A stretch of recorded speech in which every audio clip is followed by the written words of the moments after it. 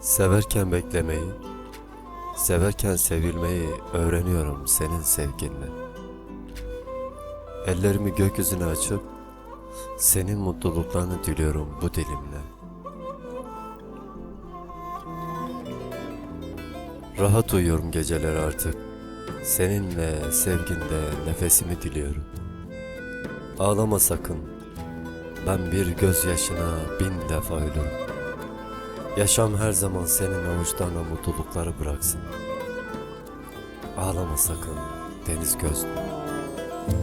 Gittiğin o yerlerde söyle huzurda mısın? Oy geride kalanların söyle farkında mısın?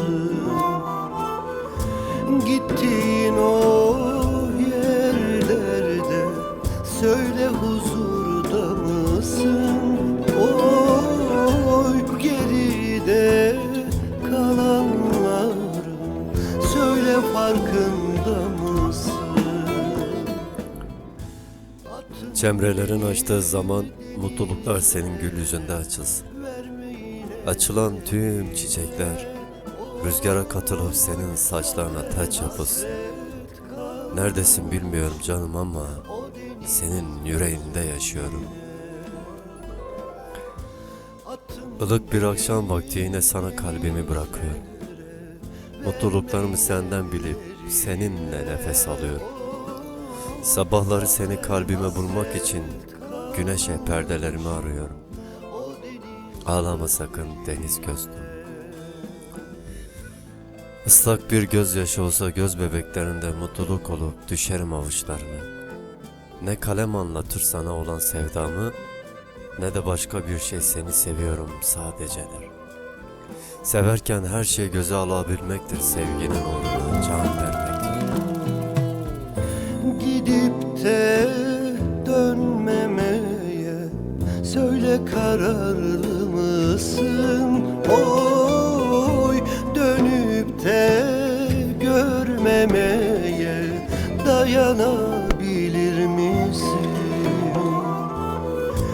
Gidip de dönmemeye söyle kararlı mısın? Oy dönüp de görmemeye dayanabilir misin? Canımın diğer yarısı, bildiğim seni kaybetmekten korkarım. Akan gözyaşına eşlik edip seninle ben de ağlarım. Neredesin diye sorarsan ben her zaman senin kalbindeyim.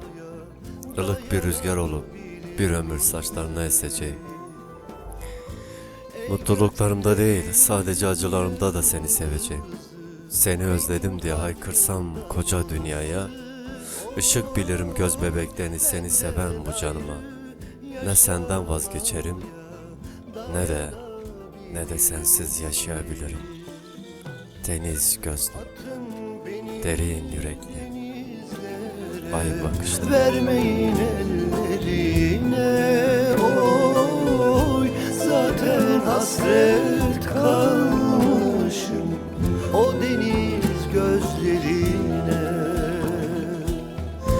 Atın beni